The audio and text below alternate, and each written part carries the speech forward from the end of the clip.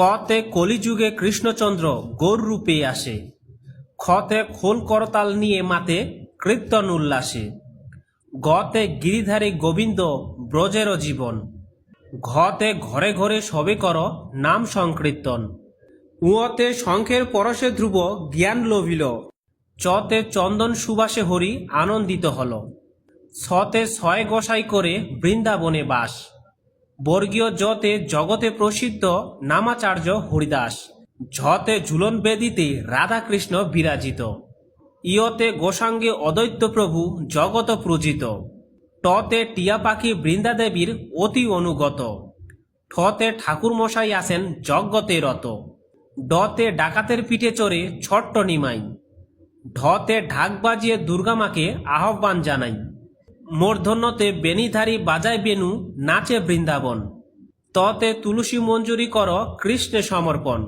থতে থই থই জলে কৃষ্ণের যমুনা বিহার। দতে দুষ্ট কংসরে কৃষ্ণ করেন সংহার।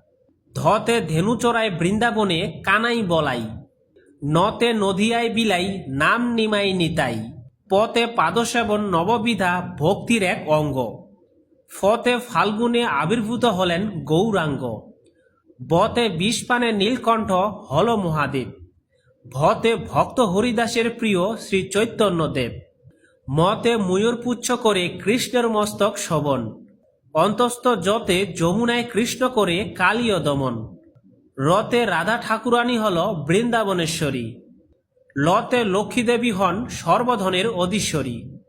তালবস্যতে সুখমুখে ভগবৎ শোনে পরীক্ষিত। মূর্ধন্য শতে সরভুজ রূপে গৌর হল প্রকাশিত।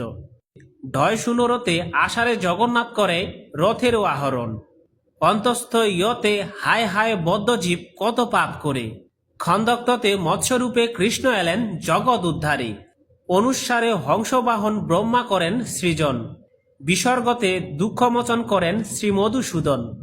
চন্দ্রবিন্দুতে গৌরচাঁদ প্রচারিলেন নাম সংকীর্তন। এভাবেই আমাদের সনাতনী শিশুদের শিক্ষা দেওয়া উচিত।